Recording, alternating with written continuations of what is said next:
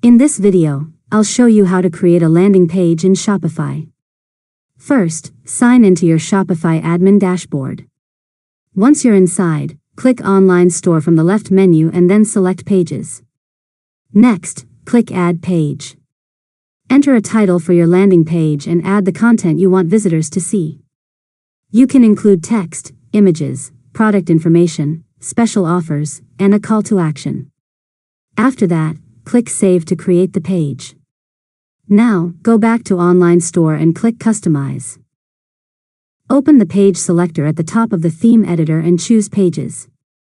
Then select the page you just created. Next, customize the layout by adding sections such as banners, image blocks, text sections, featured products, and buttons. Arrange everything in the order you want visitors to see it. Once you're happy with the design, click Save to publish your changes. After that, return to the Pages section and open your landing page to make sure all content, links, and buttons are working correctly. Finally, copy the page URL and share it in your emails, ads, social media posts, or marketing campaigns to drive traffic to your landing page. And that's it.